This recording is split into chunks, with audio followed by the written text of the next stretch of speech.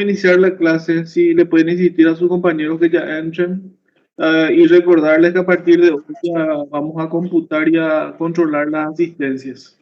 Sí, así nos dijo el delegado, doctor. Gracias por recalcarnos. Pasa que se tarda mucho nomás, doctor, para entrar en esta plataforma. Yo llevo insistiendo más de 25 minutos y reinicio y recién tuve suerte de ingresar. Yo no te admitía, faltaba 10 minutos. Por eso Ah, se dio cuenta entonces. Bueno, gracias, profesor. no estaba admitiendo. Entonces, a partir de antes estoy empezando ya a admitir y voy a esperar 5 minutos más a ver que entre la mayoría ya. Gracias, doctor. Dale, dale.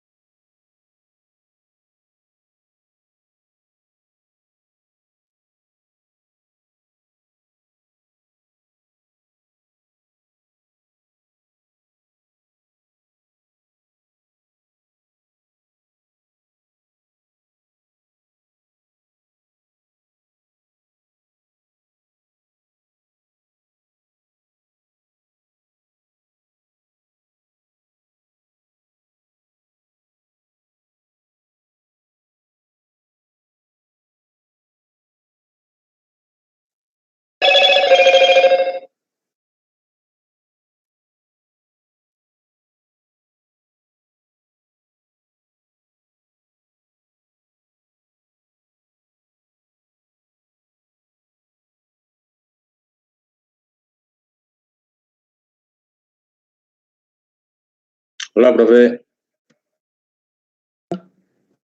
En un rato empezamos.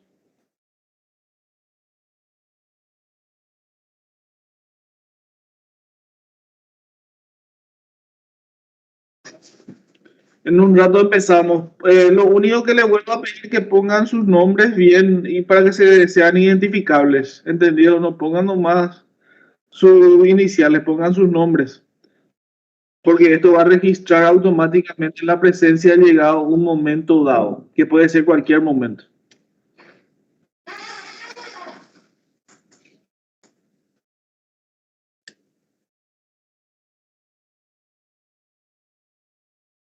En el Profe, chat, no me abre en el chat, doctor.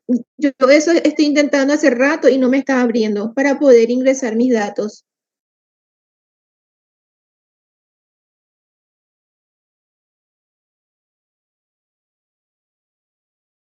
A mí me aparece tu nombre, ¿vos sos? María Esther Acuña Kraus. María. ¿Dónde ingresamos los datos, profesor? Y Estamos en el poniendo chat, esta parte. y en el chat tiene que. hay que habilitar, profe. Hay que habilitar porque habilita levantar la mano, habilita micrófono. Solamente esa parte no da para habilitar.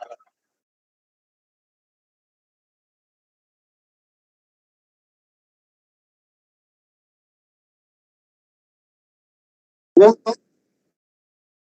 ¿Vos sos? ¿Vos sos? ¿Vos sos? ¿Vos me estás escuchando? Sí, vos sos Adam Flecha. Este está, acá está, vos estás registrado, Adam Flecha.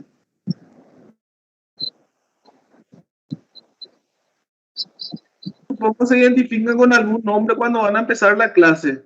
Y ahí es su nombre.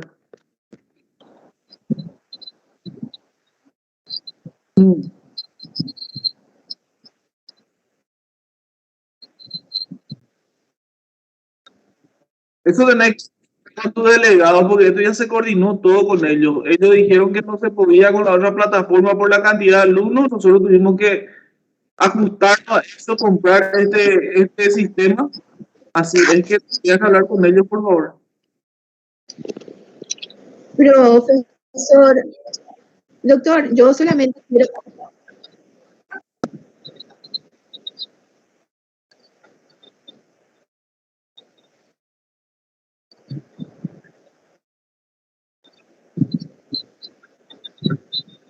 Porque ya nosotros cambiamos el sistema porque no, supuestamente no volvían a poder por la cantidad de alumnos.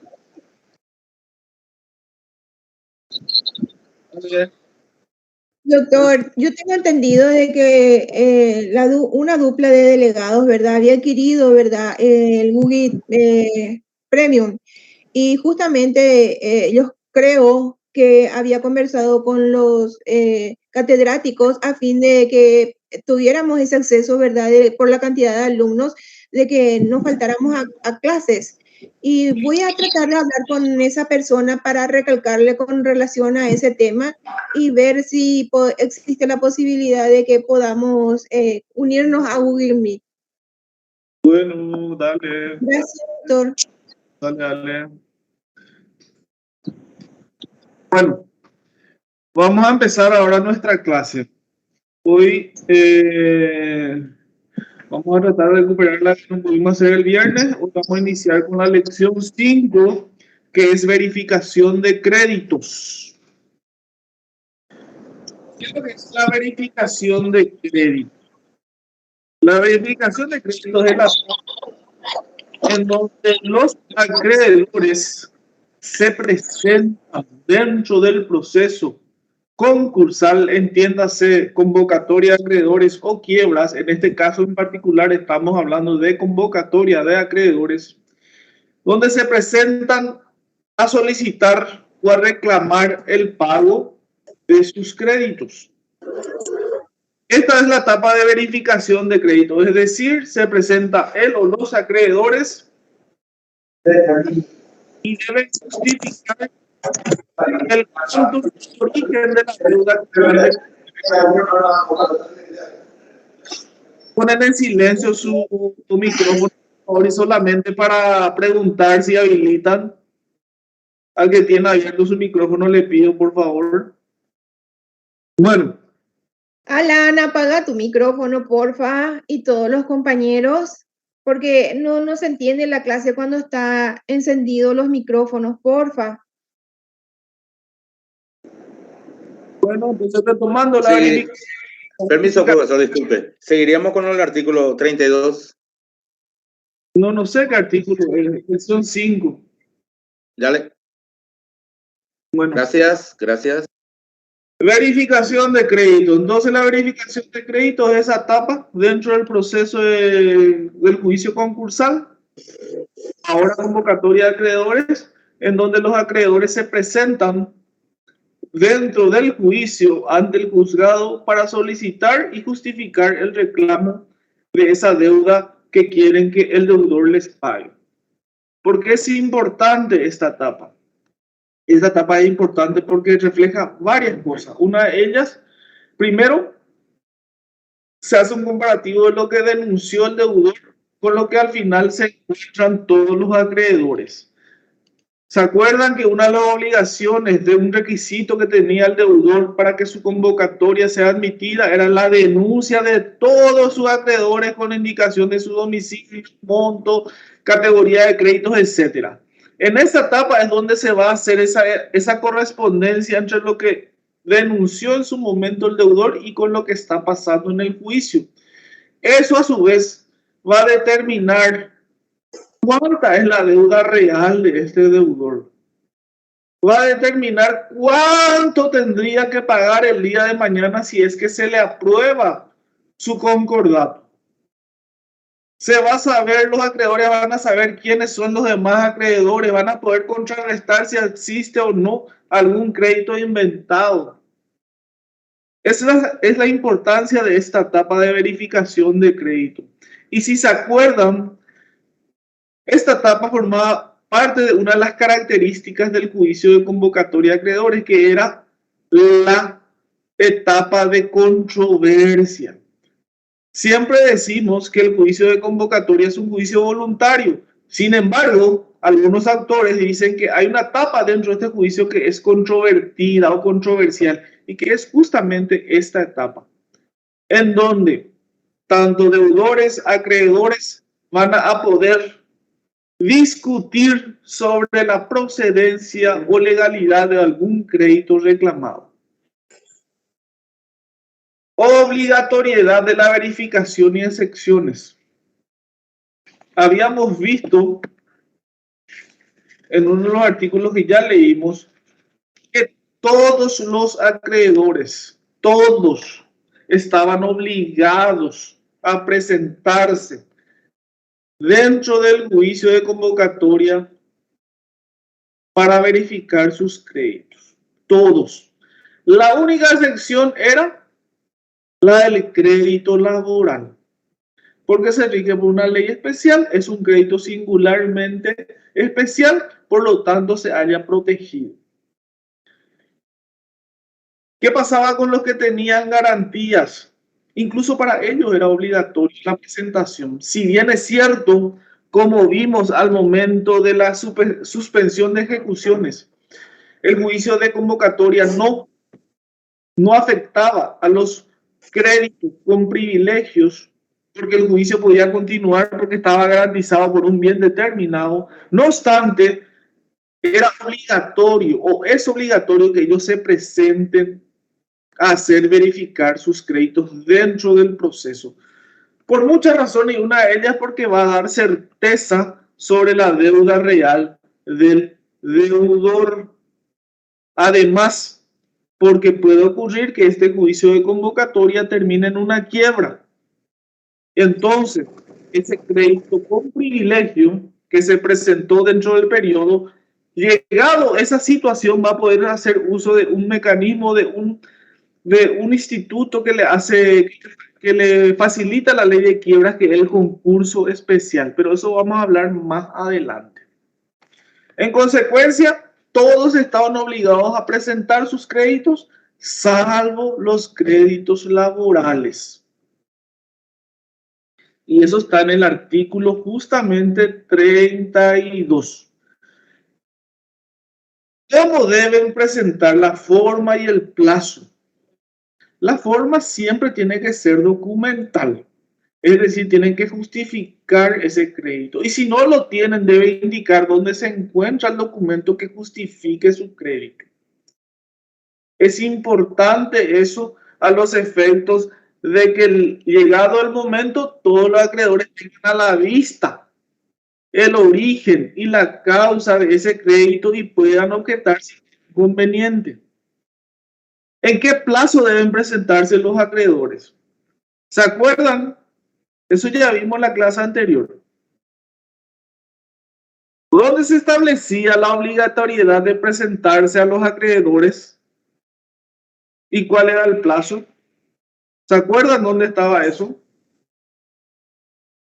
Eso estaba en el auto de admisión de convocatoria, en ese AI, donde el juez hacía lugar al pedido de convocatoria, y en uno de sus puntos era señalar un plazo no mayor, no inferior, no menor de 20, ni mayor de 40. Todos los acreedores se presenten a verificar su juicio, su crédito. ¿Entendieron hasta ahí? Vamos a asumir que sí. Verificación de créditos en moneda extranjera. Esta es una circunstancia muy especial que ocurre, y más aún en estos tiempos, dentro del proceso de convocatoria.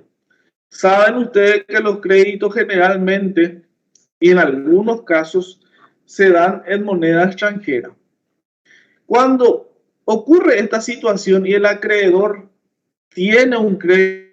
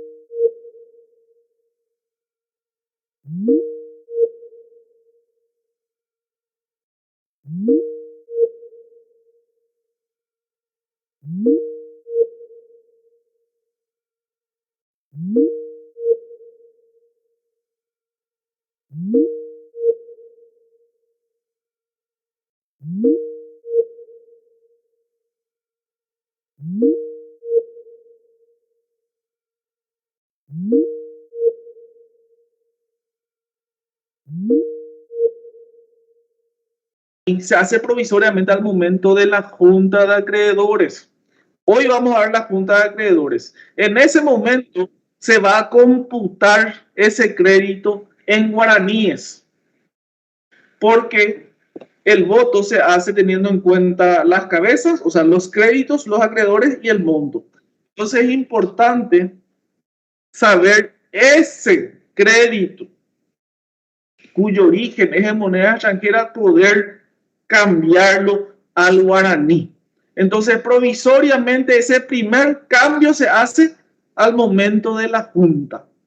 Es decir, si hoy es la junta de acreedores, a los efectos de computar el voto de ese crédito en moneda extranjera, se va a hacer el cambio. Hoy, ¿cuánto está el dólar?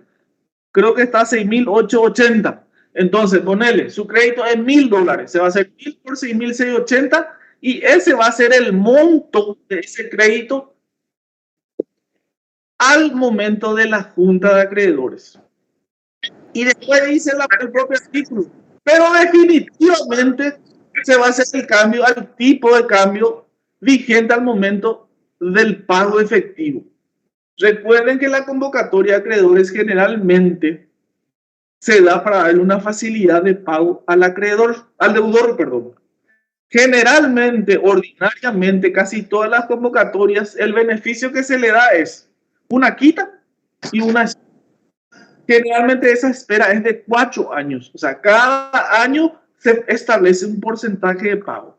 Entonces, ese crédito en moneda extranjera se va a liquidar definitivamente al momento de cada pago. Es decir, si hoy se cumple ese primer año de pago, se le va a liquidar al tipo de cambio de hoy, 6.880.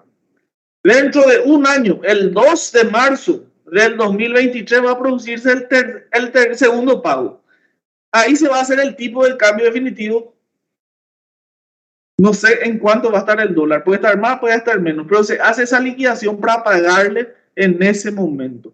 Entonces, esa es la diferencia y eso es lo que reina en materia de convocatoria. Se liquida provisionalmente para la junta de acreedores y luego se liquida definitivamente por cada tiempo establecido en el pago. ¿Entendieron?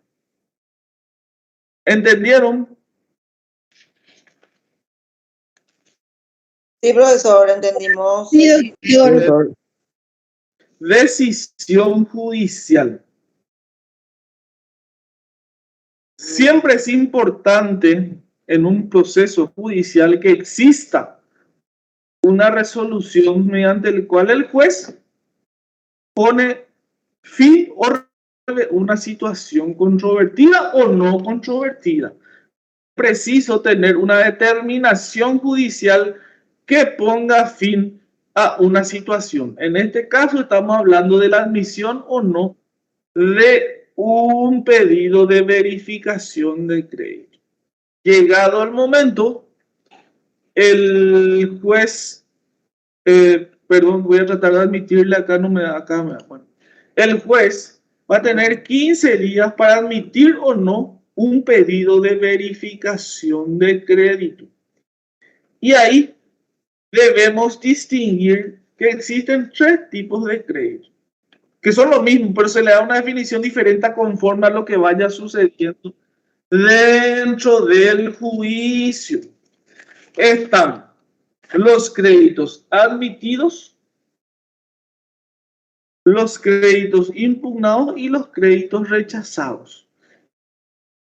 Los admitidos son aquellos que no fueron de discusión por ninguna de las partes, por ningún acreedor, ni por el deudor, ni por el síndico. Es decir, hubo un allanamiento total, nadie impugnó ni cuestionó ese crédito. Entonces, ese crédito no puede ser objeto de un recurso de apelación. Ya nadie impugnó, entonces nadie puede cuestionar eso. Después le tenés a los acreedores, esos son los acreedores admitidos. Después le tenés a los acreedores reconocidos. Son aquellos que sí fueron objeto por parte de un cuestionamiento, ya sea por el deudor o por alguno o varios acreedores. Sin embargo, el juez, considerando las probanzas de autos, ordenó su admisión. Y por el último, tener la categoría de los acreedores rechazados. Son esos créditos que el juez, en virtud a lo que se probó dentro de este incidente de verificación, ordenó su rechazo por considerar que era un crédito que no era admisible. Estas 2 últimas categorías de créditos sí pueden ser objeto de recurso. No así admitidos, que dijimos que son aquellos que no fueron objeto de ningún tipo de impugnación. En cambio, los otros, y eso está en el artículo 37, que dice: no cabrá recurso contra la resolución del juez que admita los créditos no impugnados, que era la primera categoría de créditos admitidos. La misma causará ejecutoria, excepto los casos de dolo y fraude, que deberán ventilarse por vía de la acción. El hecho que no haya sido impugnado por nadie no significa que pueda ser realmente un crédito que no exista, que sea inventado. Solamente el hecho de que no fue impugnado significa que nadie se dio cuenta o nadie tenía elementos para impugnar. Entonces la ley te dice, no podés apelar, pero sí podés impugnar ese crédito a través de vía de la acción cuando exista dolo o fraude. Después tener la resolución que reconozca los créditos observados, que sería la segunda categoría, serían los acreedores reconocidos, podrá ser apelada por el impugnante o por el síndico. Y las que los rechace total o parcialmente, que serían los acreedores rechazados, podrá ser apelada por el titular del crédito. En el primer caso, la no promoción del recurso producirá el mismo efecto previsto en el párrafo anterior. ¿Cuál era ese efecto? La ejecutoria. Entonces, la resolución del juzgado que admita o rechace la graduación solicitada será siempre apelable, pero esa es la graduación. Una cosa es la admisión misma del crédito, es decir, se admite que existe una deuda, y otra es la graduación, es decir, tiene o no tiene privilegio en el pago. ¿Entendieron hasta acá? Bueno, entonces ahí hablamos de la decisión judicial y de los recursos. Vamos a hablar de la constitución de la Junta de Acreedores. Aquí, así como la etapa de verificación de crédito, es una de las verdaderas etapas trascendentales dentro del proceso de convocatoria de acreedores. ¿Por qué? Porque en este acto que se llama Junta de Acreedores es el momento en el cual todos los acreedores verificados que se presentaron a reclamar sus acreencias y fueron admitidos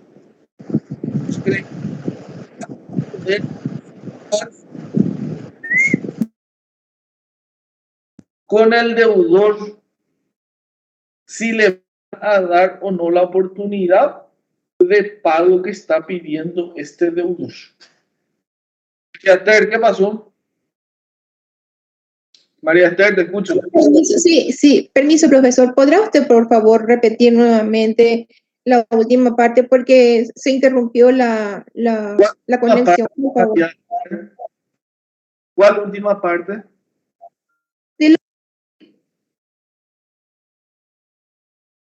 Yo no te escucho ahora, María Esther.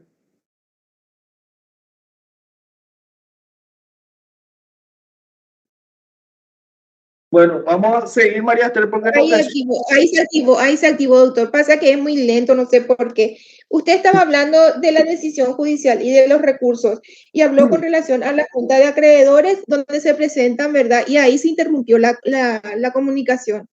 Que esta es una de las etapas primordiales e importantes dentro del proceso, dije. Así como la etapa de verificación, esta es una etapa importantísima. ¿Por qué? Porque es el momento en donde todos los acreedores cuyos créditos fueron admitidos tienen el derecho a votar el concordato o la propuesta. Concordato que no es otra cosa que la propuesta de pago que realiza el deudor. Es ahí donde se define la suerte de este deudor, puesto que si no alcanza la mayoría que la ley pide, se va a rechazar su pedido de convocatoria. ¿Y qué va a pasar ahí?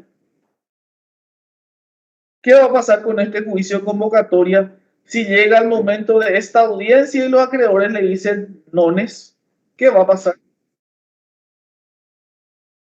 Se rechaza. ¿Pero qué pasa? ¿Cuál es la consecuencia de ese rechazo? Se produce la quiebra de la empresa. Así mismo, para entender bien, no vayas a decir empresa del deudor, porque no te olvides que la ley de quiebras no hace distinción, pero contempla las dos situaciones: deudores no comerciantes, comerciantes. Entonces, si vos decís empresa, solamente sería un deudor comerciante. Sin embargo, si decís deudor, puede ser comerciante o no. Entonces, cuando te referís al deudor, decís deudor, así nomás. ¿Entendiste? Sí, profesor. Bueno, entonces, este es el momento donde los acreedores se van a presentar, se van a sentar, van a escuchar esa propuesta que ya tuvo que haber hecho este deudor y van a discutir sobre la procedencia o no. Quiero ver si está en este punto acá. Bueno, vamos a hablar más adelante eso. Entonces, esta etapa es fundamental dentro del proceso. Se define la suerte del deudor. Aquí se le va a dar la oportunidad al deudor, incluso para que pueda mejorar su propuesta en caso de que los acreedores no se sientan satisfechos con esta primera propuesta de pago. Incluso así. Entonces, esta junta, ¿con quién se va a tener constituida? Con todos los acreedores que se presentaron dentro del juicio y cuyos créditos fueron admitidos. Los no rechazados, los rechazados no van a poder formar parte de esta. Y si apelaron ese rechazo de su verificación, ello no va a obstar a que la junta se haga. Incluso después la Cámara dice, no, tu crédito era real, corresponde que sea admitido. Eso tampoco va a obstar a que se haya realizado la audiencia. Entonces, esta junta de acreedores se celebra con todos los acreedores que se presentaron y cuyos créditos fueron admitidos. ¿Entendieron?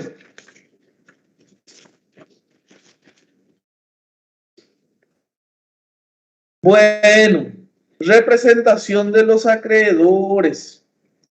¿Cómo se van a representar los acreedores dentro de un juicio de convocatoria o de quiebras?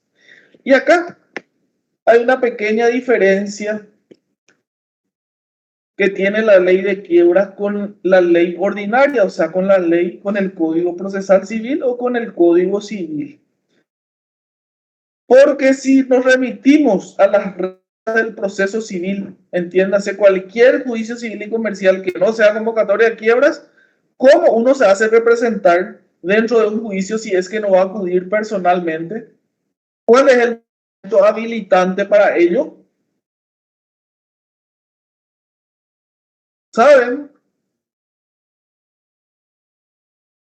Cuando yo, Darío Ortega, me quiero presentar dentro de un juicio, pero no lo quiero hacer yo en nombre propio. Quiero que se vaya un abogado en mi representación. ¿Qué le tengo que dar? Un poder. Un poder. Y ese poder, ¿cómo se hace? Hablando siempre en materia ordinaria, o sea, en materia civil, procesal civil. ¿Qué dice la ley? ¿Cómo tiene que ser ese poder? ¿Qué dice el Código Civil realmente? ¿En qué se hace ese poder? En una escritura pública. Es decir, debo acudir ante un escribano y otorgarle el poder. Eso en un procedimiento ordinario, aplicando las reglas del Código Procesal Civil y del Código Civil. Volviendo a nuestra materia, ley de quiebra, ley especial, ley con norma de carácter de fondo y de forma. Se establece una sección respecto a la representación y ellos están en el artículo 33. Dice, para todas las actuaciones del juicio de convocatoria,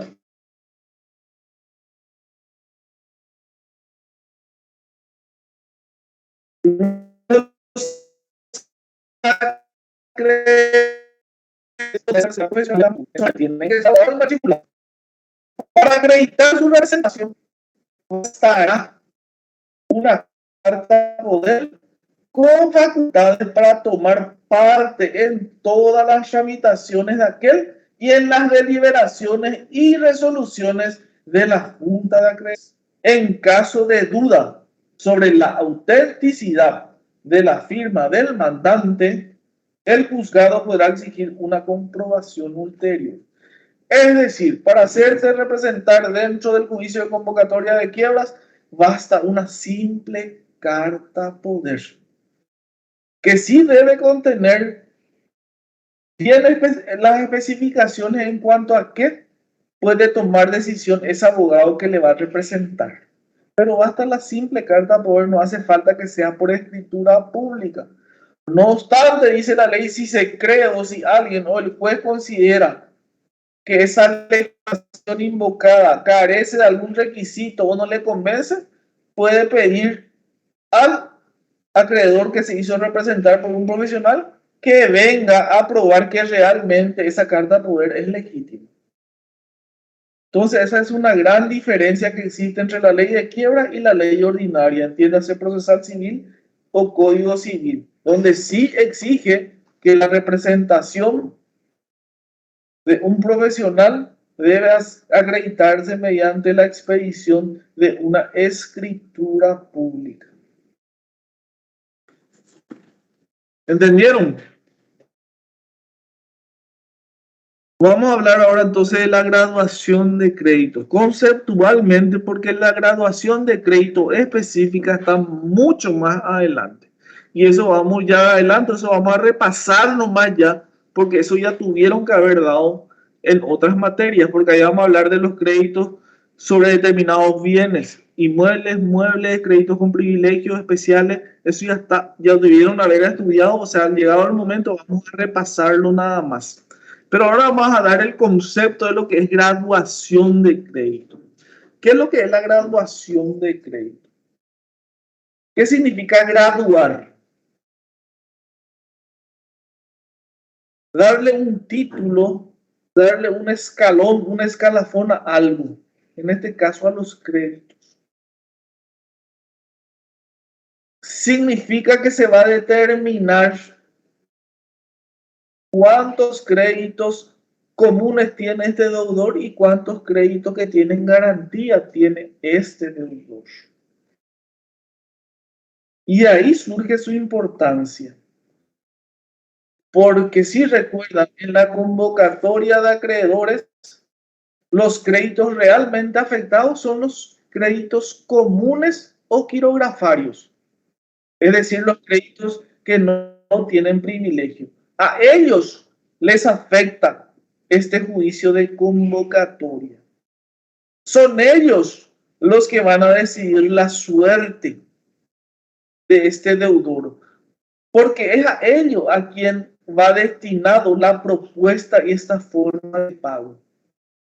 Entonces, con esta graduación se va a tener en cuenta y se va a saber realmente cuánto debe este deudor y cuánto es lo que va a tener que pagar conforme a su propuesta. Porque dentro de este juicio de convocatoria se va a saber cuántos son los créditos quirografarios. Y eso se va a saber una vez que se hace la graduación. Porque el síndico va a llegar y va a decir, fulano de tal, acreedor, monto tal, título de crédito, pagaré, categoría, quirografario. Le voy a decir, fulano de tal, monto del crédito tanto, título de crédito, escritura hipotecaria. Va a decir crédito con privilegio. Y se va a ir separando y se va a tener entonces la lista de los créditos comunes o quirografarios que son los verdaderos afectados por estos juicios y los demás créditos. Entonces con eso todos los acreedores van a saber, este tipo le tiene que pagar según esta lista a 30 acreedores. Está obligado a pagar. Y van a hacer, mira, pues él tiene esta propuesta, pero sus ingresos son netos. Entonces ahí se va a hacer ese cálculo y van a saber si realmente se va a poder cumplir con esta propuesta de pago. De ahí surge la importancia de la realización de esta graduación, que es darle a cada crédito su propia categoría. ¿Y quién hace este procedimiento de graduación? Este procedimiento de graduación dentro del juicio de convocatoria y dentro del juicio de quiebra, pero ahora recordemos, estamos hablando solo de convocatoria, lo hace el síndico de quiebras. Ahora vamos a ver en qué momento, la próxima lección está en qué momento se hace este procedimiento. Pero llega la etapa de verificación de crédito. ¿Cuál era esa etapa? Recién dije. ¿De acuerdo? ¿Cuál era la etapa en que los acreedores tenían que presentarse? ¿Cuánto era el plazo? No mínimo de 20 días. De 20 de 40. Ahí está. Entonces, se presentan los acreedores. Esos son los acreedores regulares. Los acreedores regulares, pues también se puede presentar después de ese plazo. Pero esos son los acreedores morosos. Vamos a ocuparnos de ellos más tarde también. Pero, en principio, los acreedores ordinarios o normales se presentan dentro del plazo. De eso se le hace saber al deudor, al síndico y a los acreedores. Después llega la etapa de decisión judicial, donde el juez admite, reconoce o rechaza.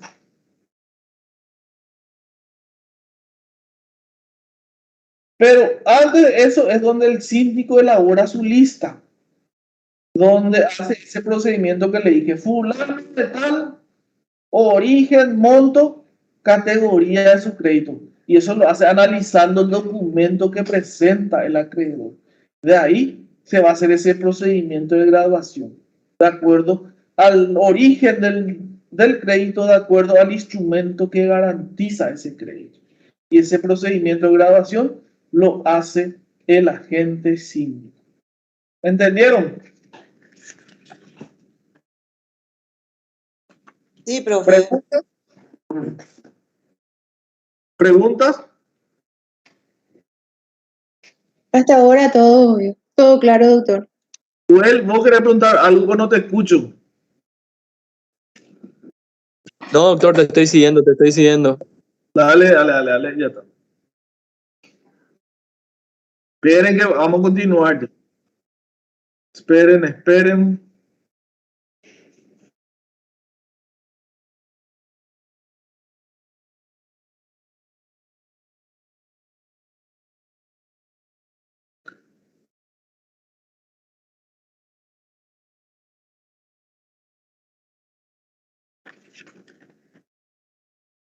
Vamos a hablar ahora, nos vamos a la lección 6,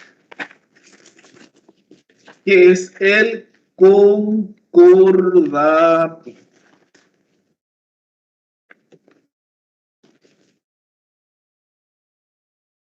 ¿Qué es lo que es concordato? El concordato es una figura que aparece dentro del procedimiento de convocatoria de acreedores. Convocatoria. Acá solamente hablamos del juicio de convocatoria de acreedores. Recuerden eso. Concordato, convocatoria de acreedores. Es la propuesta de pago que va a hacer el deudor para sus acreedores. Es la forma en que el deudor le va a decir a sus acreedores: señores, yo les quiero pagar, pero necesito plazo, necesito forma. La forma puede ser una quita, que ordinariamente suele ser una quita del 30% y en un plazo de 4 años. Eso es lo ordinario, eso es lo que casi se da en el 99% de los casos en todos los juicios de convocatoria de acreedora, deudor, comerciante o no. Hay otras formas, más ordinario es ese. Pero ahora lo que nos interesa es saber qué pasa lo que es el concordato. Entonces el concordato no es otra cosa que la propuesta de pago que hace el deudor en un juicio de convocatoria de acreedores justamente a sus acreedores. Diversas clases. Nosotros nos vamos a enfocar solamente en lo que nos interesa, que es el concordato judicial. Hay otras clases que son el concordato amigable, el concordato extrajudicial, el concordato preventivo y el concordato obligatorio de quiebras.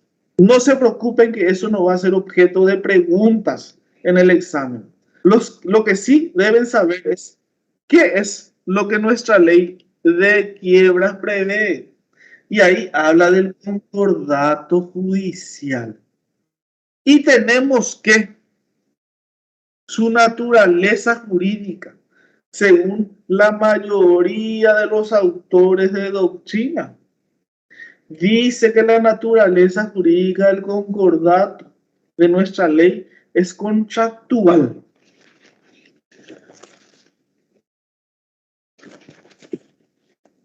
Dice que es contractual porque es un contrato oneroso y bilateral.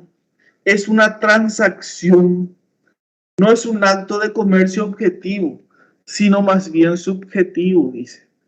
En consecuencia, la naturaleza jurídica de nuestro concordato es el judicial y que es el contractual.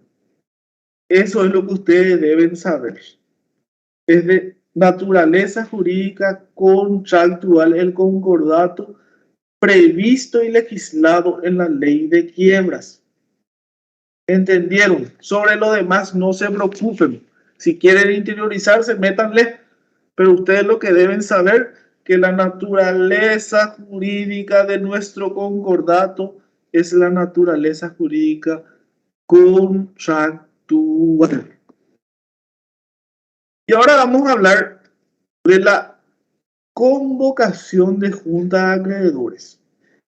Anteriormente leímos la reunión de la junta de acreedores, que es el acto mediante el cual el juez le llama a una audiencia a todos los acreedores que se presentaron a verificar y cuyos créditos fueron admitidos. Ese es el acto. el acto en sí, se le llama a una audiencia. Ahora vamos a hablar ya de la convocación misma. De la convocación misma de la Junta de Acreedores. Y ahí dice el artículo 40. Constituida la Junta de Acreedores, el juzgado convocará al deudor, a los acreedores admitidos y a los reconocidos y a los funcionarios del juicio a una reunión que deberá realizarse dentro de los 10 días siguientes. Entonces, esa es la convocación de la Junta a la Junta de Acreedores. Es el acto donde en presencia del juez y de los funcionarios del juicio se ven cara a cara el deudor con sus acreedores. Pero para ello, ¿qué debe ocurrir? En primer lugar, es inexorable, indefectible la presencia del deudor dentro de esta audiencia. Si bien es cierto, la ley prevé que este deudor pueda hacerse representar por un abogado para ese acto, siempre es conveniente y en principio es obligatorio que sea el propio deudor que esté presente. ¿Y por qué? Porque llegado el caso, como le dije, y si se acuerdan, los acreedores pueden decirle, che deudor, no me interesa o no me convence esta tu propuesta de pago. No me convence tu concordato y nada de eso es. Entonces, si está el propio deudor dentro de esa audiencia, él más que nadie va a saber si puede o no puede cambiar su propuesta. Sin embargo, si se va un abogado, que si bien la ley la habilita a estar, no va a saber cómo responder. Entonces, siempre es preferible la presencia de este deudor. Ahora bien, el que sí luego no puede faltar a la audiencia es el juez, el síndico, y si aplicamos a rajatabla la ley, el fiscal. Pero no obstante, como le dije, no siempre el fiscal interviene y eso no suele acarrear la nulidad. Pero la ausencia del juez o del síndico sí es causal de nulidad en esta audiencia de junta. Bueno, al respecto, el artículo 41 dice, al respecto me refiero a la presencia del deudor o incluso que se pueda hacer representar por un abogado. En el día y a la hora señalados se reunirá la junta presidida por el juez con cualquier número de acreedores presentes y con asistencia de las personas mencionadas en el artículo anterior. El deudor podrá hacerse representar en caso de imposibilidad debidamente justificada. Por eso hablaba que es, primero su presencia es inexorable, indiscutible y obligatoria. Pero si es que justifica el por qué no se puede ir, se puede hacer representar por un abogado. Pero no, eso no es recomendable. Entonces, solamente se puede hacer representar en caso de imposibilidad justificada por un mandatario con poderes amplios. Si el deudor no compareciere personalmente o conforme a lo dispuesto en el párrafo precedente, el juez podrá tenerlo por desistido de la convocatoria y declarar su quiebra. Si se dan cuenta de este artículo, la obligación de estar dentro de esta audiencia de junta de acreedores es totalmente facultativa para los acreedores. Es decir, el acreedor sí está obligado a presentarse en el juicio para verificar su crédito. ¿Se acuerdan? Artículo 32. Estaba obligado a presentar su crédito, la verificación de su crédito, pero no está obligado a presentarse a la junta. ¿Y qué va a pasar si no se presenta un acreedor a audiencia de junta de acreedores? ¿Qué va a pasar? ¿Qué creen ustedes? ¿Qué pasaría? Se señala nueva audiencia, se le intima para que se presenten. ¿Qué pasa? Se aprueba el concordato, doctor. Podría ¿Cómo? ser. ¿Cómo? Se aprueba el concordato. Joel, habilitame, voy a decirme bien porque no te entendí la última parte. Se aprueba el concordato, podría ser, doctor. Todo lo contrario. Todo lo contrario. Se Se rechazaría la convocatoria. El dato fue rechazado o no aceptado. ¿Y eso qué produce? La quiebra de este deudor. Si ningún acreedor se presenta a votar, ya sea en positivo o en contrario, se asume que el concordato es rechazado. Bueno, informe del síndico, discusión y votación de la propuesta. Es todo un ceremonial esta audiencia de junta de acreedores. Primero está la fijación de esta audiencia por el juez, en donde, para que entienda, dice el juez, señálase la audiencia del día 3 de marzo del año 2022 a las 10 horas para la audiencia de junta de acreedores, dice ahora. Entonces, es el señalamiento de la audiencia. Llega el día de la audiencia y se inicia. El juez hace un acta de audiencia que empieza con el encabezado, que es el lugar y la fecha en que se hace la audiencia. Y ante la presencia de quién o de quiénes. Dice en la ciudad de Asunción, capital de la República del Paraguay, a los tantos días del mes de tal, en la sala de audiencia y público de despacho, el señor juez, primera instancia, y le identifica al juez.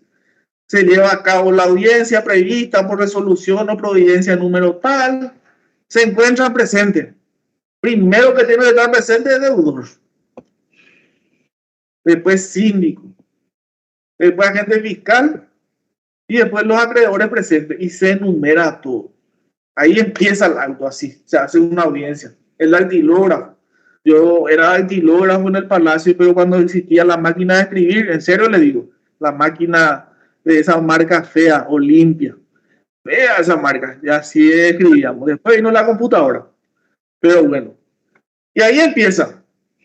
Y lo primero que hace luego de ese encabezado es el informe del síndico.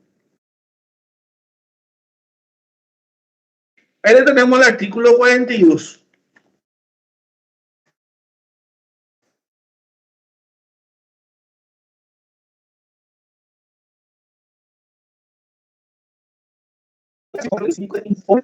Sobre las causas de la insolvencia del deudor. ¿Se acuerdan que era exigencia para el deudor que pedía su convocatoria cumplir algunos requisitos? Y uno de ellas era las causas que le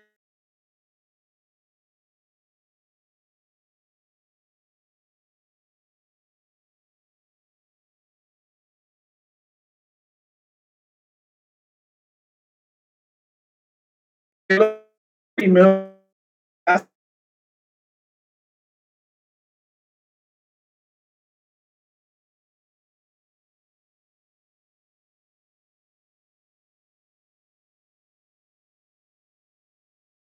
nomás. Otra exigencia, ¿se acuerdan? Primero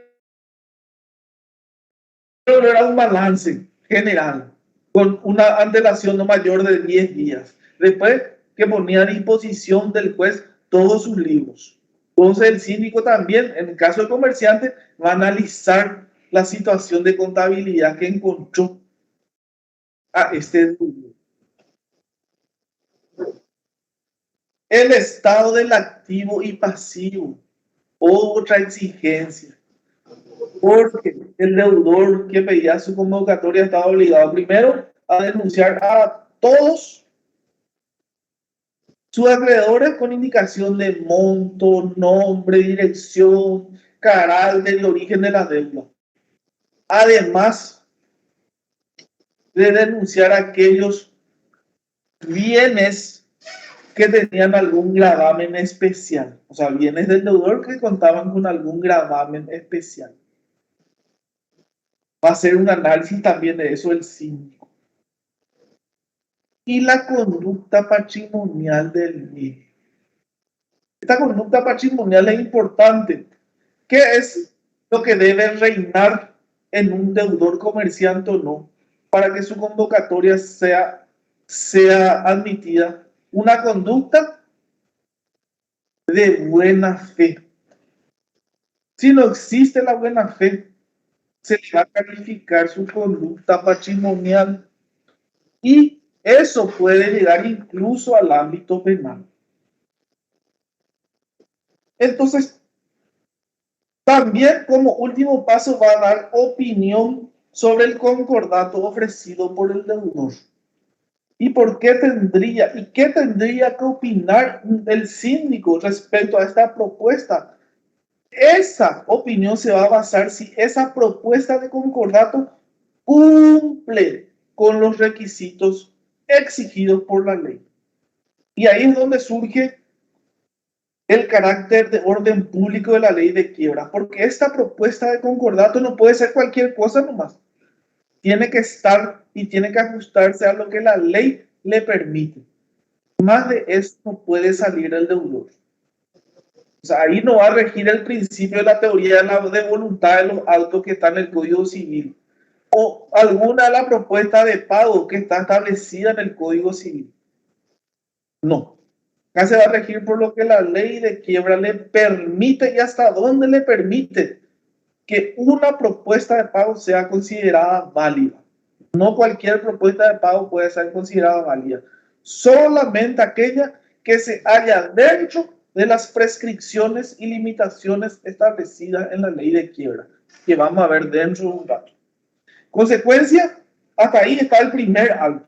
Segundo auto no ya sería, el primero sería todo ese encabezado que le leí, después está el informe del síndico. Algo seguido, será leída la propuesta de concordato presentada por el deudor. Dicha propuesta será sometida a discusión y los acreedores podrán proponer modificaciones. De ahí es la importancia que el deudor esté sí o sí presente, porque es el único que realmente va a saber o sabe de su situación patrimonial ahora y en el futuro. Porque si él se hace representar por un abogado en ese acto y los acreedores le piden que mejore su concordato, va a estar limitado ese abogado, porque ¿cómo va a saber si le puede comprometer a su cliente a un pago diferente al que él había propuesto en principio? Salvo que tenga instrucciones amplias de poder mejorar, ahí sí. Pero siempre es conveniente y obligatorio la presencia del deudor, que solamente, recuerden, puede ausentarse o no estar presente o hacerse representar por un abogado cuando debidamente justifique que no puede irse personalmente. Por eso es importante y hasta inexorable la presencia del deudor. El deudor podrá formular nueva propuesta en vista del debate o mantener la que hubiera presentado inicialmente. El juzgado pondrá de inmediato a votación las propuestas que correspondan si no resolviere suspender la reunión hasta otra audiencia, la que deberá celebrarse dentro del tercer día, y la resolución del juzgado servirá de suficiente citación. ¿Qué es lo que dice acá? En principio, los acreedores dicen, che, no nos convence deudor tu propuesta de pago, dame la 8. Entonces ahí el tipo dice, bueno, modifico, presento una mejor, una peor no puede presentar, tiene que ser una mejor propuesta, o puede decir, no me ratifico en la que presenté. Ahora bien, ¿qué ocurre? Si el debate se prolonga y por razones que el juzgado estime conveniente, la audiencia no pueda continuar, llámese porque se entendió en horas, se puede citar a una nueva audiencia que, según dice la ley, debe ser dentro del tercer día. Ojo, generalmente eso no ocurre. Se fija un mes después de eso la audiencia. Pero eso es una cuestión de práctica tribunalicia. Pero la ley te exige que sea dentro del tercer día. Y lo que te aclara es que no hace más falta que se notifique de esta nueva audiencia. Porque dice que esa acta que se celebró, donde el juez va a decir, en vista a lo que está sucediendo, o al transcurso del tiempo, o a lo que fuere, se señala nueva audiencia. Eso ya va a servir para que todos los acreedores estén presentes para la siguiente audiencia. ¿Entendieron? ¿Entendieron? Bueno. Profesor. Derecho al voto. Y aquí vamos a retomar situaciones o ejemplos que ya vimos anteriormente y que ya puse en resalto. ¿Quiénes pueden votar una propuesta de concordato? ¿A qué tipo de crédito y a qué tipo de acreedor afectaba el juicio de convocatoria de acreedores?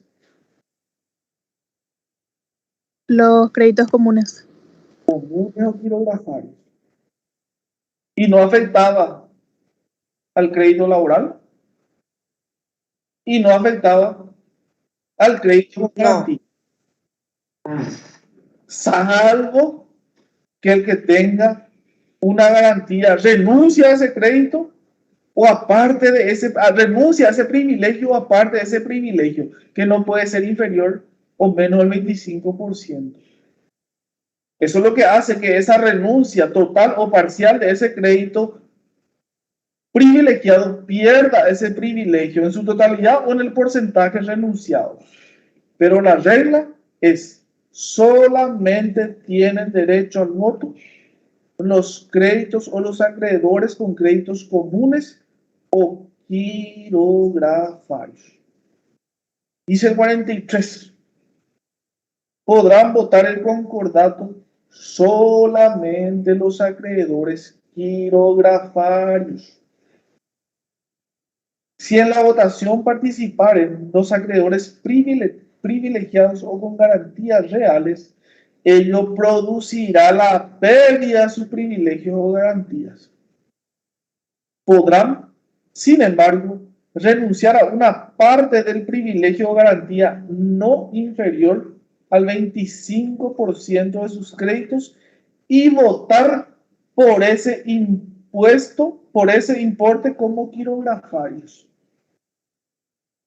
¿Entendieron esta figura del crédito y de la renuncia y de cuánto pueden votar? Es decir, un crédito quirografario de 100 millones de guaraníes.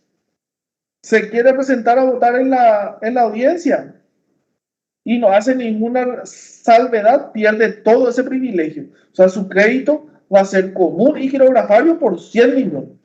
Sin embargo, puede decir: yo vengo a querer votar, pero renuncio solamente a un porcentaje de ese privilegio que tengo.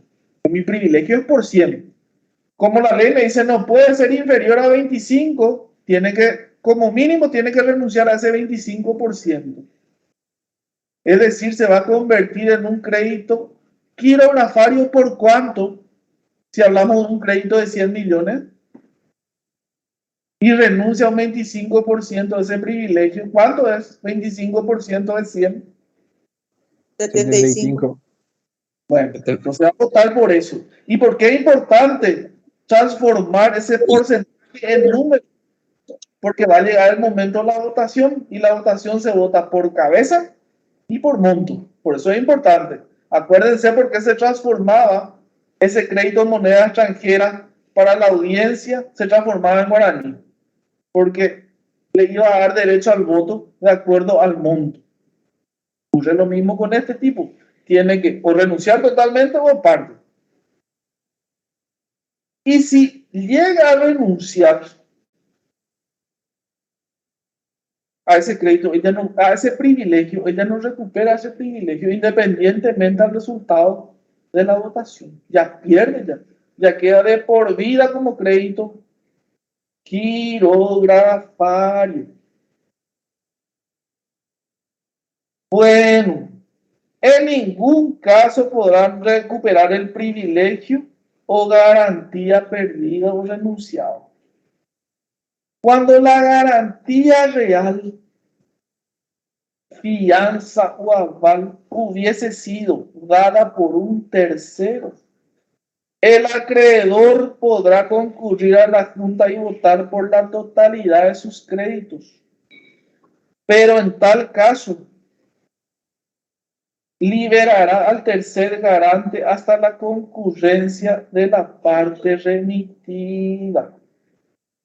Si el tercero tiene derecho a repetir contra el concordatario del pago que haga, podrá concurrir a la Junta y votar en ausencia y en representación del acreedor principal. ¿Qué es lo que significa cuando la garantía real, fianza o aval hubiese sido dada por un tercero? ¿Entienden cuál es la situación ahí?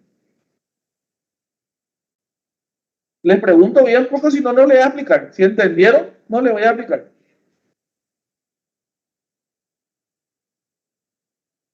¿Entendieron o no? Cuando la ley dice cuando la garantía real, fianza o aval hubiese sido dada por un tercero. ¿Qué quiere decir? Un codeudor, doctor. Y no, es codeudor, porque habla de garantía real. Es decir, deudor original, yo. Acreedor original, vos. Para que este acreedor me haya dado a mí ese préstamo, yo le pedí a este fulano que dé en garantía un bien que él tiene. Entonces él se convierte en garante de esta obligación mía.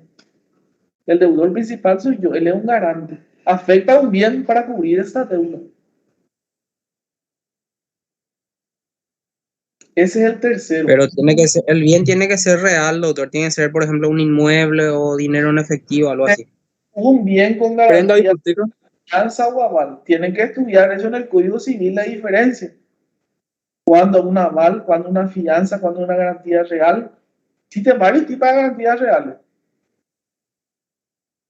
Lo que hacen las garantías reales es darle un privilegio en el pago nomás y se establece sobre un bien determinado.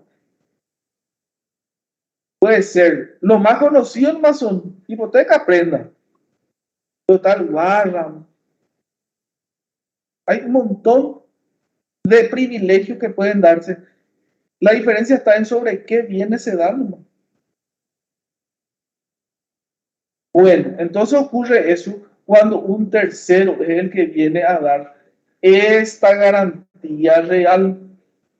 Dice, no podrán votar el concordato, el cónyuge ni sucesionarios que hubiesen adquirido sus créditos dentro de los 12 meses anteriores a la fecha de la reunión de junta. Si se acuerdan, estaba prohibido luego que el cónyuge pida la quiebra luego de su esposo, ¿se acuerdan? O su hijo, o los hermanos entre sí. La ley prohibía, no es una cuestión de orden público. Entonces acá la ley dice, mira, tampoco puede votar el concordato del cónyuge. ¿Por qué? ¿Por qué la ley hace esta salvedad? Porque la ley ya presume que si es su cónyuge le va a querer salvar al tipo y pueden inventar créditos. Entonces el cónyuge no puede presentarse, no puede decir yo soy acreedora de mi esposo, no, o de mi esposo, o viceversa, ¿verdad? Sin embargo, los cesionarios de ese crédito sí pueden votar. Solamente dice que si es posterior a 12 meses a la fecha de celebración de la junta. Si está dentro de esos 12 meses, tampoco pueden votar ni siquiera el cesionario. Pero dice que esta excepción, o sea, hay una sección que sí pueden votar los cesionarios siempre y cuando los títulos que documenten o que justifican esa deuda sean documentos a la orden. ¿Y por qué hace esta excepción? Porque los documentos a la orden no se sabe la fecha exacta del endoso, no se puede prever. Entonces, cuando se presenta el cesionario con un título de crédito que es a la orden, entonces sí puede votar, independientemente de la fecha. Pero si tiene una fecha cierta, ese cesionario no va a poder votar si esa sesión se produjo en los 12 meses en los 12 meses a la audiencia de la Junta de Acreedores. Derecho al voto, eso es el derecho al voto. La mayoría necesaria.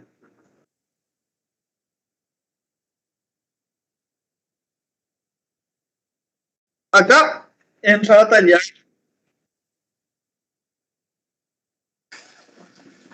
una circunstancia muy especial. En las propuestas o en las audiencias de reunión de junta donde se discute el concordato, decide la mayoría. Es decir, si la mayoría aceptó esa propuesta de concordato, eso lo obliga a toditos los acreedores, incluso a aquellos quienes se opusieron o no aceptaron. Ahora, ¿cuándo existe esta mayoría? ¿Qué se tiene en cuenta para saber si hay o no hay mayoría? Y ahí se establece una dualidad en cuanto al cómputo, que está establecida de la siguiente manera. Para que el concordato se considere aceptado, se requieren que voten por su aceptación los 2/3 de acreedores presentes. Escuchen bien esta parte. 2/3 de acreedores presentes que represente por lo menos el 75% de los créditos verificados o viceversa. O sea, se requiere una doble mayoría. Primero, 2/3 de los acreedores presentes. Entonces, en una audiencia donde se presentan 10 acreedores a votar, ¿cuánto es los 2/3 de eso?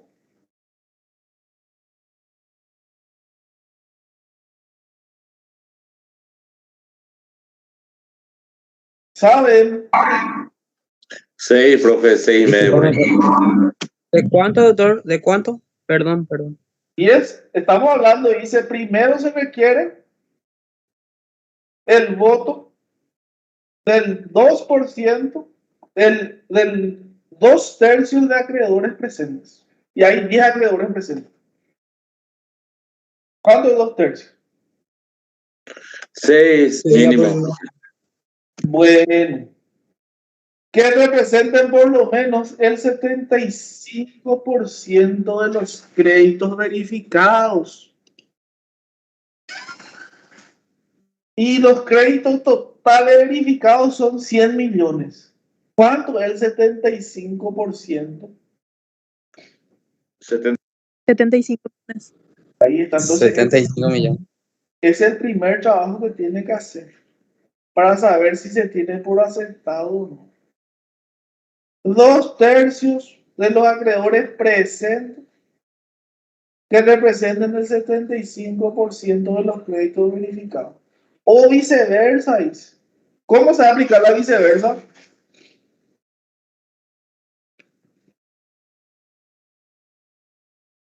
El 75% de los presentes que representen el 2/3 de las creencias verificadas. Entonces, ese es el trabajo matemático que tiene que hacer el juez después de terminada la votación para saber si la propuesta fue aceptada o no.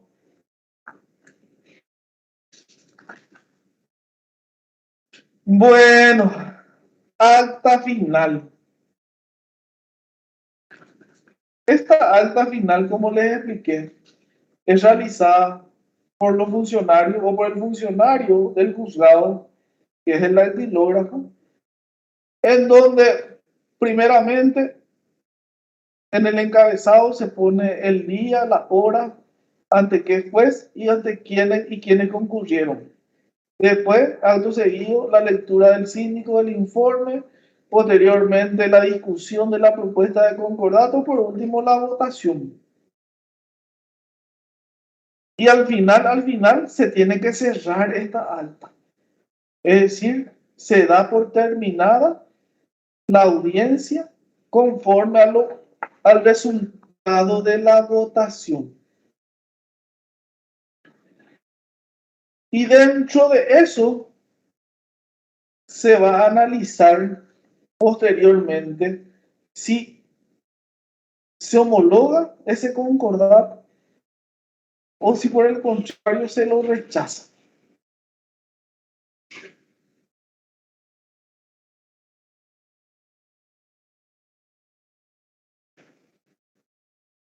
Ahora vamos a cláusulas permitidas y prohibidas.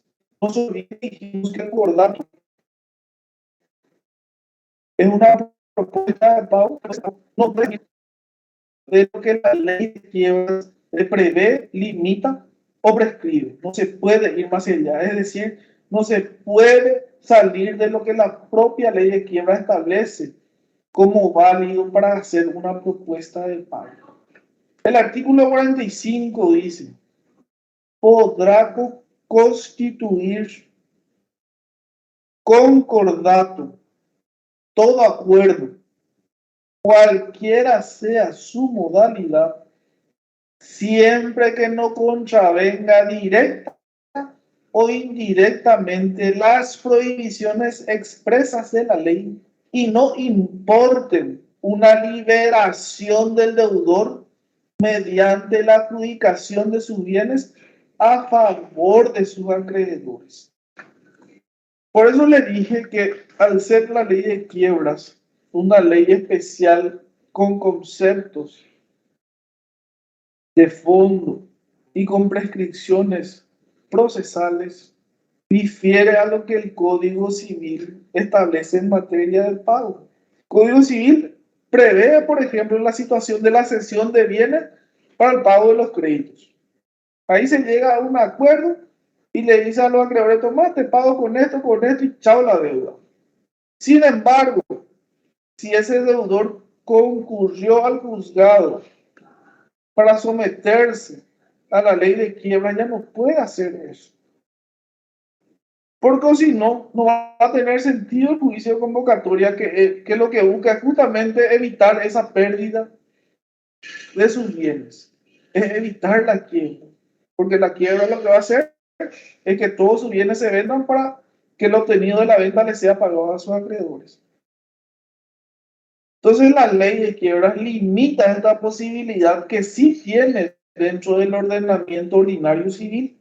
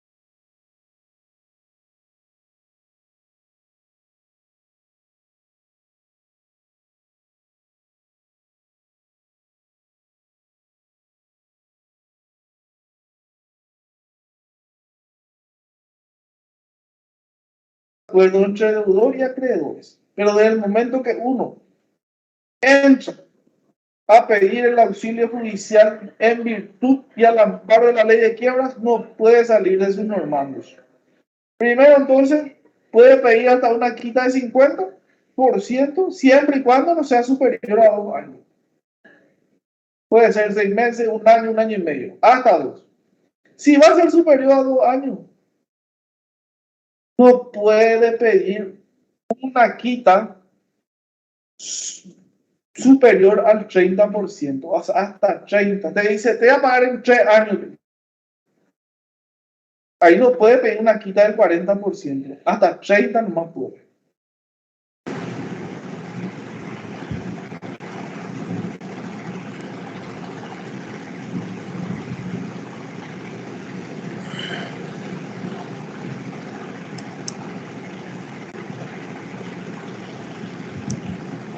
Creo que no se le escucha.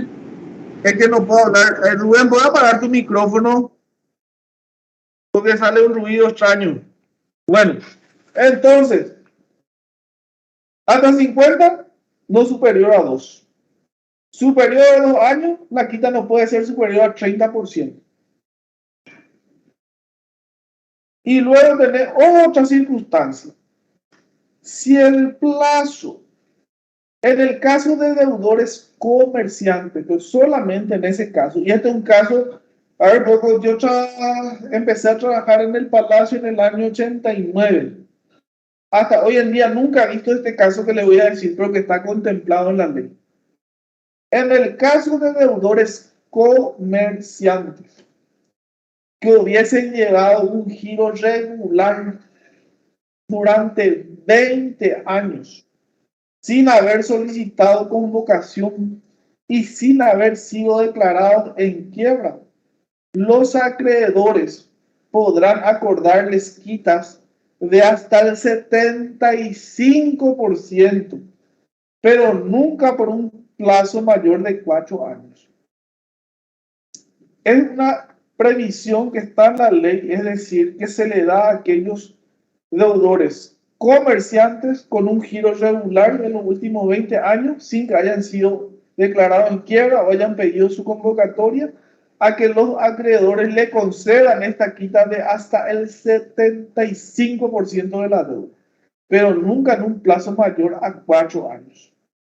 Vuelvo a repetirle, nunca he visto un caso así, pero está dentro de las prescripciones. En consecuencia, y repasando, ¿qué es lo que es concordato? Es toda propuesta o acuerdo de pago entre el deudor con el conjunto de sus acreedores. Sin embargo, esta propuesta no puede salirse ni un ápice de lo que la ley de quiebra establece como permitido y con lo que está prohibido, ni aunque exista un acuerdo entre el deudor y los acreedores, por el principio de ley de orden público que tiene la ley de quiebra. puede pedir entonces una quita del 50%, pero el plazo para el pago de este 50% restante no puede superar los 2 años. Si va a superar esos 2 años, nunca puede pedir una quita de más del 30%. Y para el caso del deudor comerciante con un giro regular en los últimos 20 años, que no haya pedido nunca su convocatoria ni su quiebra, se le puede acordar una quita de hasta el 75% de su deuda, pero nunca superior a 4 años. Entonces, esas son las cláusulas permitidas y las cláusulas prohibidas dentro del procedimiento concursal convocatoria a acreedores. Y métanse en su cabeza, propuesta de concordato solamente se da en el juicio de convocatoria a acreedores. No venga acá a decirme el día de mañana propuesta de concordato en el juicio de quiebra. No, no existe. El concordato solo se da en la convocatoria a acreedores. ¿Entienden, no? Bueno. Sí, profe. Vamos a hablar ahora de la homologación del concordato. Pero para llegar a ese estado de homologación, primero vamos a esperar un plazo dentro del cual se puede impugnar un concordato.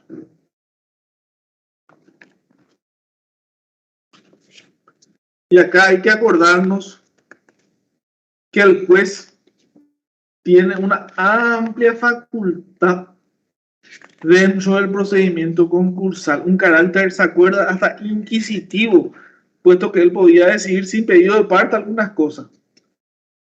Una de ellas está en aceptar o rechazar incluso un concordato aprobado. Esa es una facultad que tiene el juez y vamos a ver ahora. Pero en principio, y si todo está bien, si no hay ninguna impugnación, el concordato debe ser aprobado, debe ser homologado. Pero vamos por partes. Vamos a hablar de la impugnación. El artículo 47. Dentro del plazo de 8 días de aprobarse el concordato. ¿Dónde se aprueba el concordato? Recién dimos. ¿Dónde se aprueba y quién aprueba el concordato? El juez. No. O sea, la junta de acreedores. La convocatoria. No, Convocatoria. En la Asamblea General de Acreedores. Ahí está, en esa audiencia donde los acreedores dicen sí o le dicen no. Y si la mayoría le dice sí, el resto tiene que aceptar.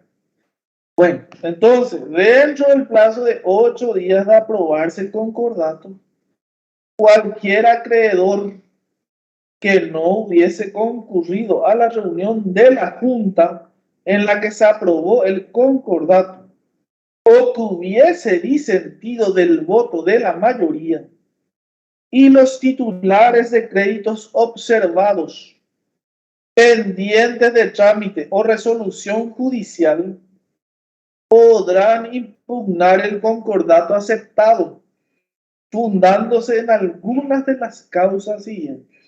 Pero antes de estar por las causas, ¿quiénes son los titulares de créditos observados? ¿Se acuerdan que habían 3? Admitido, impugnado y rechazado. Esos que están pendientes de resolución o que se pidió su rechazo o están en la Cámara para discutir, ellos son los observados. Ellos pueden venir a impugnar este concordato. ¿Y por qué? Porque les puede afectar el día de mañana. Entonces, ¿cuáles son las causas para poder impugnar? Y ahora lean, métanse en su cabeza porque van a ver situaciones diferentes sobre el concordato. Ahora vamos a hablar de impugnación. Entiendan bien, impugnación. ¿Y por qué le digo que entiendan bien? Porque después vamos a estudiar rescisión que es diferente otra vez. Y después vamos a estudiar nulidad del concordato, que es diferente otra vez. Las causas son diferentes. Y este siempre es pregunta de examen.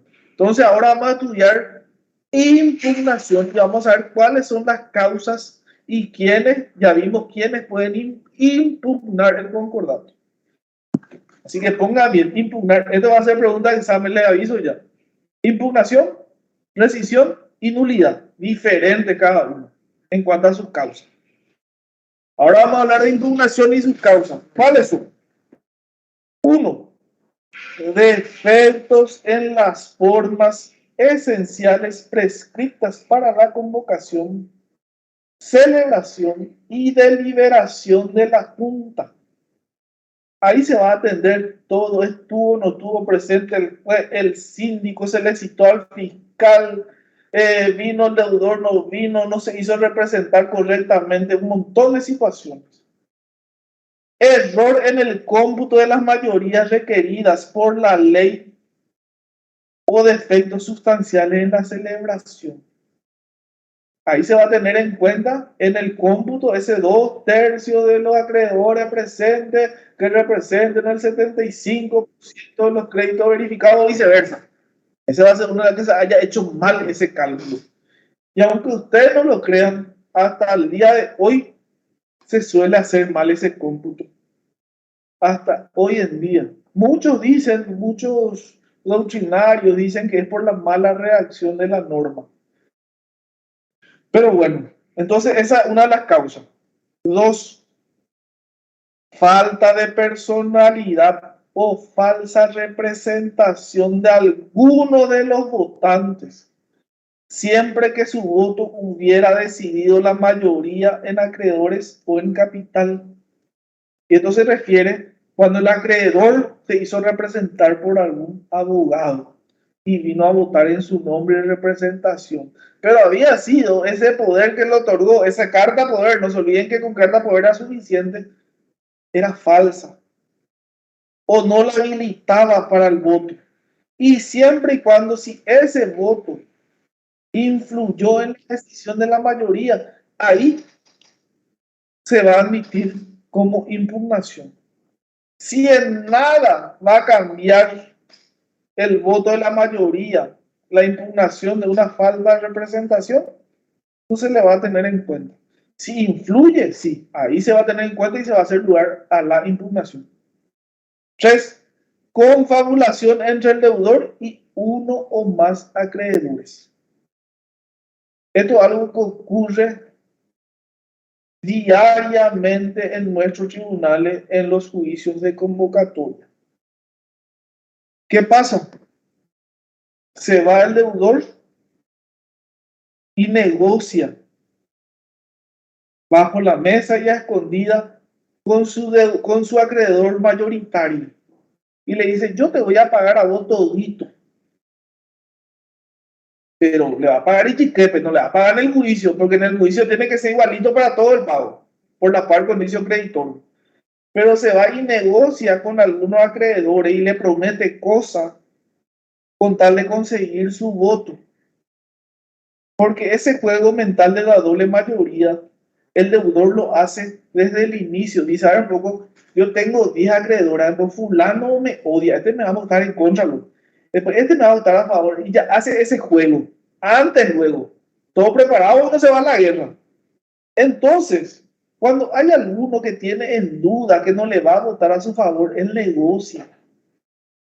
Pero ya le digo, siempre debajo de la mesa, negocia para que le vote a favor en el día de la audiencia. Si eso se descubre, es causal también de impugnación. Exageración de créditos para procurar mayoría. Otra situación que de antemano se hace. Como le dije, uno generalmente cuando inicia este tipo de juicio ve todo, ve su pro, su contra, hace toda una estrategia del juicio, no es que uno se vaya, hace nomás. Entonces generalmente ocurre que el acreedor dice: a ver, un poco, mi deuda es 30, pero ese 30 no voy a poder conseguir que todos me voten. Entonces inventa más crédito. inventa crédito por 60 millones. Entonces 40 ya tiene asegurado porque son votos creados, pues, créditos creados. Pues. 40 millones lo ya tiene asegurado. Y después se va a negociar con los otros y así obtiene la doble mayoría. Entonces se descubre eso, es causar la impugnación también. ¿Quién levantó la mano? No, doctor, quiero nomás una curiosidad, usted es especialista en eso, porque se la sabe todo había sido. Es que tuve más de 10. Usted trabaja en esto, especialista en quiebra. Estuve como asesor jurídico de varias entidades en quiebra luego ya. En el de los que se nota que maneja el dedillo el asunto este. No, aparte de la práctica, te cuento, no solamente por eso, yo fui, como le expliqué a ellos al inicio, dactilógrafo en el juzgado de primera instancia en lo civil y comercial. Yo tuve casi 20 años, estuve en el tribunal y ahí visto toda clase de juicio y aparte luego me especialicé en quiebra, ¿verdad? Por eso es que, pero más la práctica es que me hizo saber todo esto. Pero bueno, eso ocurre, en serio, ocurre y ocurre. Y 8, exageración o ocultación de bienes. Por retrotrayendo, una de las exigencias para que sea admitida la convocatoria era la denuncia de todos los bienes reales, con garantías, con sus montos. Todo eso debía estar denunciado. Ocurre algunas veces o que se exagera lo que uno tiene o se oculta algunos bienes para que no se vea afectado por la convocatoria. ¿Por qué? Porque puede producirse la quiebra y eso va a hacer que se venda después su bien, entonces se oculta. Entonces se llega a descubrir esta situación y también va a servir como causal para pedir la impugnación del concordato. La maña y todo, doctor, ya nos está explicando, parece. No, es que deben saber porque esto ocurre, pero generalmente, ¿por qué esto no ocurre? ¿Por qué nadie impugna? Porque generalmente son créditos de entidades bancarias que una persona que le debe 20 millones no le afecta a su patrimonio total, te voy a decir, es una más nada más. Entonces, dejan pasar nomás, no se ponen a investigar realmente. ¿Cuándo se descubre este tipo de situaciones? Cuando un acreedor tiene un odio personal contra ese deudor. Ahí es donde se empecina y levanta la alfombra, sacude todo lo que hay para pillar de que hay algo malo. Porque con esta situación de descubrirse se le va a declarar su quiebra. Y posterior a ello va a tener consecuencias en lo penal. Pero cuando no hay una enemistad entre el acreedor y el deudor, se deja pasar nomás. Porque realmente en ponerse a indagar todo esto lleva tiempo y dinero. No es fácil. No es fácil. Pero hubo casos en que sí sucedió. Le voy a contar un caso que incluso fue un tiempo muy publicitado, pero no por la quiebra, sino por sus consecuencias. ¿Se acuerdan de este caso de que se pagó a San Agustín al INDER 100 millones de dólares por las tierras? Bueno, el dueño de San Agustín era un prestamista del mercado 4. Realmente era usurero. Se llamaba Carmelo Cabrera, un tipo, era un mercadero, así como se dice su nombre, pero cuya fortuna era incalculable. Este señor se peleó con uno de sus acreedores, a quienes creo que le debía 50 millones de guaraníes. Su patrimonio era de 50 millones de dólares, señor, de este Carmelo Cabrera. Pero se peleó y no le quería pagar a un acreedor. 50 millones no era. Ese acreedor se empecinó contra el tipo. Denunció fraude, ocultación de bienes, exageración de pasivo. Todo demostró. Se fue a la quiebra este señor. Perdió todos sus bienes en la quiebra.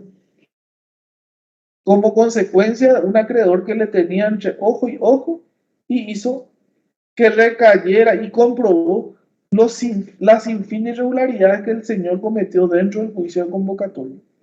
Y como consecuencia de eso se fue a la quiebra. Y tenía un patrimonio, en serio le digo, de 50 millones de dólares. Y por 50 millones de guaraníes se fue a la quiebra. Por su capricho. Porque no quería pagarla a esa persona específica. Y muchos van con la década del 2000 también, de la época de Guasmosi. ¿Se acuerda, doctor? Sí, los 90 fue la debacle 90. de nuestra economía como consecuencia de la caída de los bancos. Sí, eso fue realmente la mayoría fue por un mal manejo de sus autoridades. Yo fui asesor jurídico de Banco Nacional de Trabajadores, de Banco PAR, de Ahorros Paraguayos, de Banco Desarrollo y de Banco Alemán. Yo asesoré a todas esas quiebras. Por ejemplo, Banco Alemán no se fue a la quiebra porque se quedó sin dinero, fue arrastrado por el grupo económico que le representaba, que era el grupo Velux. El Banco Alemán es la única quiebra, y les digo con toda exactitud, porque yo fui parte de eso, es la única quiebra de un banco que le pagó al 99,9% de todos sus acreedores. El resto no. El resto, BNT le pagó poner al 30%. Hay una deuda de, no sé, 200.000 millones de guaraníes por ahí en BNT. Pero Banco Alemán es la única quiebra que le pagó al 99,9% de todos sus acreedores, porque realmente no entró por una cuestión de insuficiencia de fondos, sino como arrastre del grupo Velo, que hizo operaciones en el exterior no permitidas y un sinfín de situaciones que acarrearon su quiebra. Pero bueno, esa caída de bancos trajo un sinfín de problemas, no solamente a los dueños accionistas del banco y a sus acreedores, a toda la sociedad. Y es importante este ejemplo que diste, porque ahí tenés que recordarte lo que yo le había dicho al iniciar la clase. ¿Por qué le importa este juicio de convocatoria y de quiebra a toda la sociedad? Porque las consecuencias de este pequeño acto le afectan a toda la economía social de un país llegado el momento. Y eso ocurrió en la época de los 90. Cayeron los bancos, cayeron la economía nacional, cayó. Situación que recién después, más de 15 años después, se empezó a reflotar. Esa caída de los bancos no solamente le afectó a los bancos y a los acreedores, a los deudores, a los acreedores, a toda la sociedad. Todavía más préstamos, se encarecieron los productos. Un sinfín de situaciones que le afectó a la sociedad. Por eso es la importancia del juicio de quiebras, de la ley de quiebras, porque protege no solamente al deudor y al acreedor, sino protege al crédito. Y el crédito, recordemos, es el que hace movilizar y le da dinámica a la sociedad. Pero bien, continuemos. Entonces, esas son las causales de impugnación. Rechazo de oficio. Ahí es donde entra a tallar el poder inquisitivo que tiene el juez dentro de este proceso.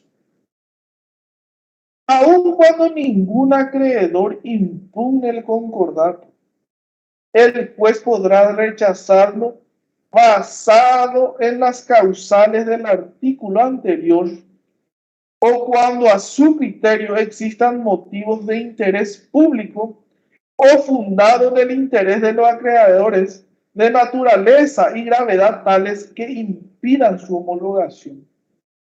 Igualmente podrá hacerlo si comprobare que el deudor no ha llevado una conducta honesta y prudente en sus relaciones patrimoniales.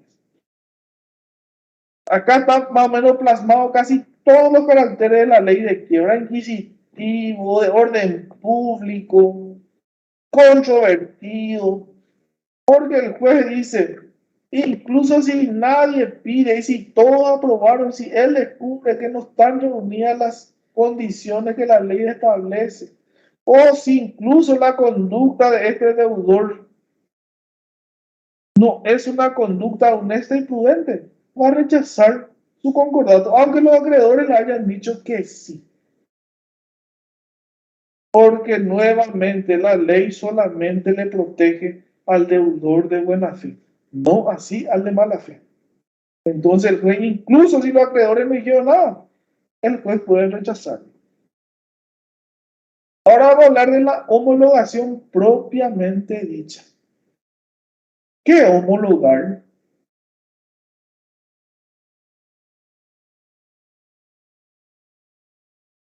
Aprobarlo, doctor. Igualar. Tiene varias definiciones realmente, pero jurídicamente es darle valor a una resolución o a un acuerdo, en virtud a una resolución.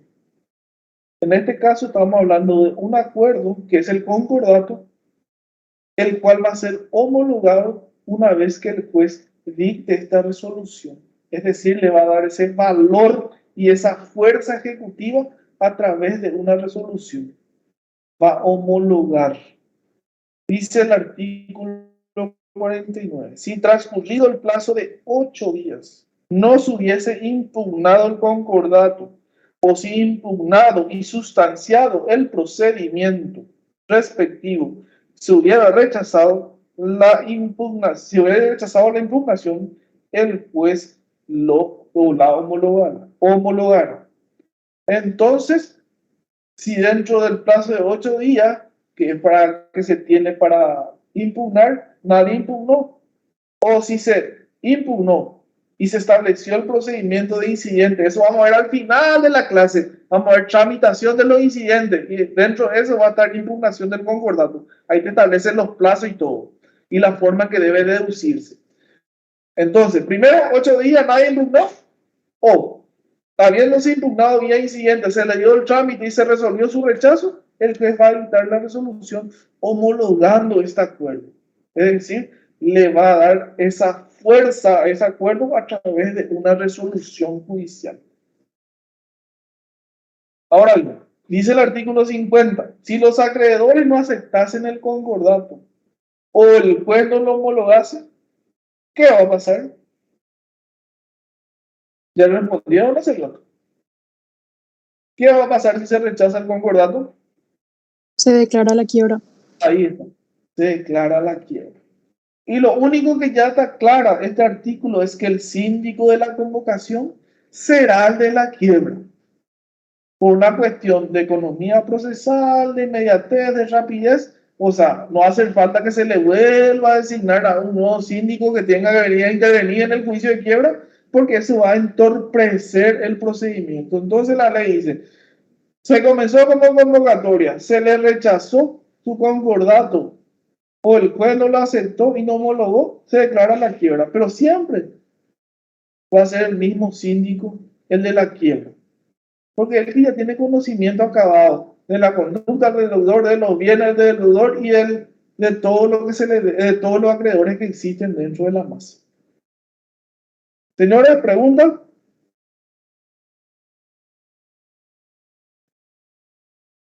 Depende de ustedes. Porque acá terminamos con la clase 6.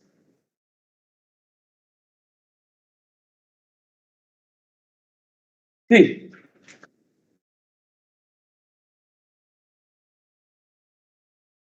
Sí. Sí. Ese es un...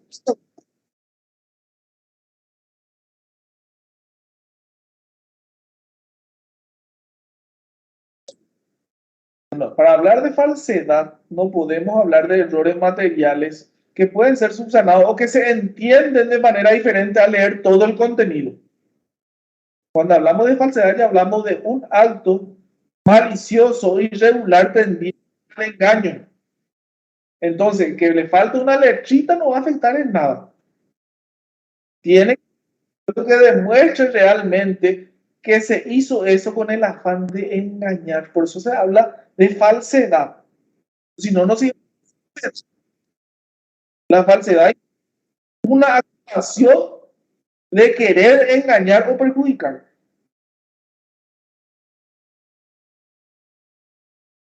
¿Otra pregunta?